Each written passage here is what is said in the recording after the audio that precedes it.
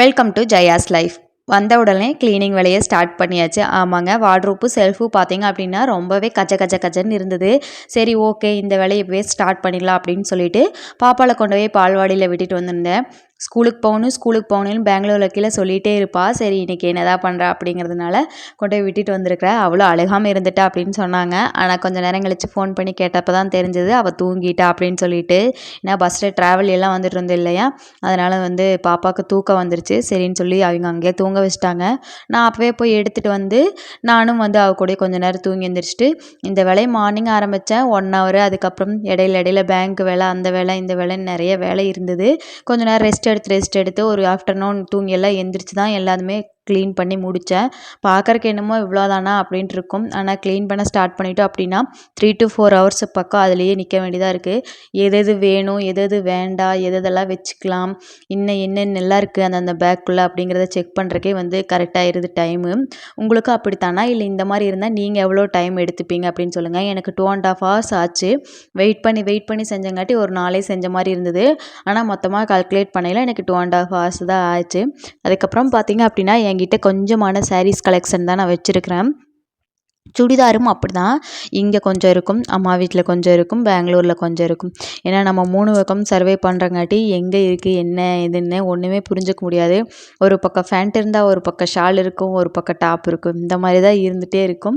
நான் கன்ஃபியூஷன்லேயே தான் சுற்றிட்டுருப்பேன். சரின்னு சொல்லிவிட்டு இன்றைக்கி எல்லாத்தையும் க்ளீன் பண்ணி வச்சிடலாம் அப்படின்னு தான் பிளான் பண்ணியிருந்தேன். ஊர்லேருந்து வர்றது என்னமோ 2-3 நாளைக்கு தான். ஆனால் பாருங்கள், கீழே 2 ட்ராலி இருக்குது. 2 ட்ராலி ஃபுல்லும் நப்பிட்டு வந்துடுவேன். எனக்கு ஏதாவது பத்தாது இருக்கோ, இல்லை இங்கே இருக்கிறத அங்கே கொண்டு போகணுமா, அங்கே இருக்கிறது இங்கே கொண்டு வரணும், இந்த மாதிரி மாற்றி மாற்றி ஏதாவது ஒன்று பண்ணிகிட்டே இருப்பேன். அதுக்கப்புறம் பார்த்திங்க அப்படின்னா நல்லா வார்ட்ரோப்பில் இருந்தது எல்லாத்தையும் எடுத்து வெளியே வச்சுட்டு அதுக்கப்புறம் தொடச்சி விடலாம் அப்படின்னு சொல்லி தான் தொடச்சிட்ருக்கேன். தொடச்சி முடித்ததுக்கப்புறம் ஒவ்வொன்றா எடுத்து அரேஞ்ச் பண்ணலான்னு சொல்லி ஃபஸ்ட்டு எல்லா சாரீகளையும் எடுத்து அரேஞ்ச் பண்ணி வச்சிட்டேன்.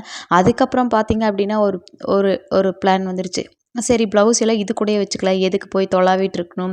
ஒவ்வொரு டைம் எடுக்கும்போதும் இந்த பீட்ஸ் வச்சுருக்கிறது, நாட் வச்சுருக்கிறது எல்லாத்தையும் கசகசன்னு போட்டு அவசரத்தில் இழுத்தோம் அப்படின்னா அந்த பீட்ஸில் இருக்கிறது எல்லாமே கீழே விழுந்துருது. சரி, இந்த டைம் சேரீலே வச்சு பார்ப்போம் அப்படிங்கிற மாதிரி தான் நான் வச்சேன். மறுபடியும் ஃபஸ்ட்லேருந்து எல்லாத்தையும் எடுங்கடா அப்படின்னு சொல்லிட்டு முதல்ல எடுத்து அதுக்கப்புறம் ஒவ்வொரு ப்ளவுஸாக தேடி பிடிச்சி அதில் எடுத்து வச்சுட்டு இருந்தேன். சாரீஸ் ஒரு 25-30 அதுக்குள்ளே தான் இருக்கும். அதுக்கு மேலே தாண்டவே தாண்டாது. இதுக்கு மேலே பெங்களூர்லேயும் இல்லை, அங்கே அம்மா வீட்லேயும் இல்லை. இருக்கிற இவ்வளோ சாரீலாம் இது எல்லாமே நான் ஒரு டைம் கட்டணும் தான். நான் நிறையா சாரீஸ் கட்டுவேன், ஆனால் எப்படின்னு தெரியல, எல்லாமே ஒரு டைம் தான் கட்டுவேன். மறுபடியும் கட்டின சாரீ ரிப்பீட் ஆகிறதுக்கு எனக்கு 1 இயருக்கு மேலே தான் ஆகும். இன்னும் நான் ரிப்பீட் பண்ணவே இல்லை எந்த சாரியுமே.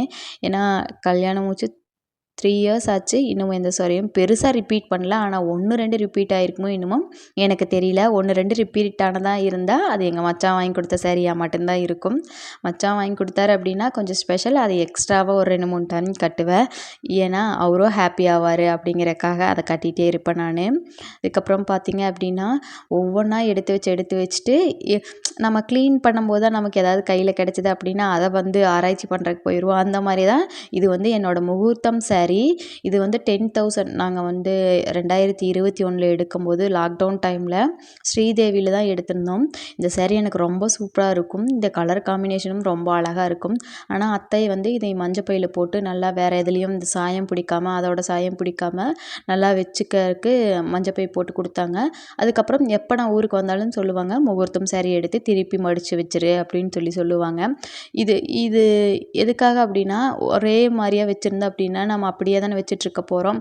அதனால் அது கோடு விழுந்து ஏதாவது இதாயிரும், திருப்பி மடித்து வச்சிரு அப்படின்னு சொல்லிடுவாங்க. நானும் வர்றப்பெல்லாம் அதை எடுத்து மாற்றி வச்சுருவேன். அதுக்கப்புறம் பார்த்திங்க அப்படின்னா எங்களோட கல்யாண ஆல்பம் வந்த டைமில் கொஞ்சம் அப்செட்டாக இருந்தது. ஏன்னா டேட்ஸு, டைமு, கொஞ்சம் பேர் அது இதுன்னு மாற்றி நிறைய எடிட் பண்ணியிருந்தாங்க.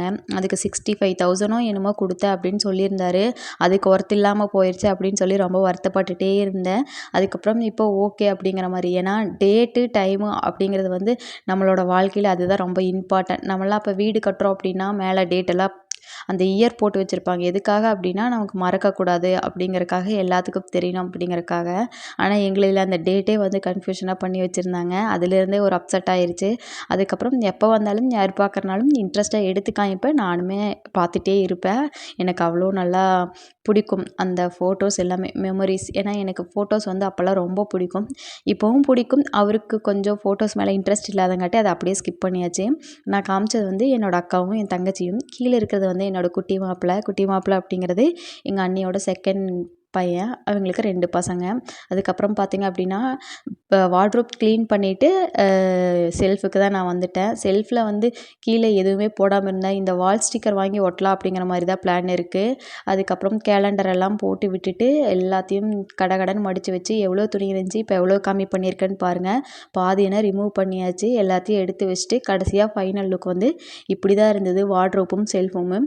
உங்களுக்கு பீரோ இல்லைனா வார்ட்ரோப் இந்த மாதிரி செல்ஃபெல்லாம் க்ளீன் பண்ணுறீங்க அப்படின்னா எவ்வளோ டைம் எடுக்கும் அப்படிங்கிறத வந்து எனக்கு கமெண்ட் பாக்ஸில் சொல்லுங்கள். வீடியோ முடிஞ்சது. தேங்க்யூ.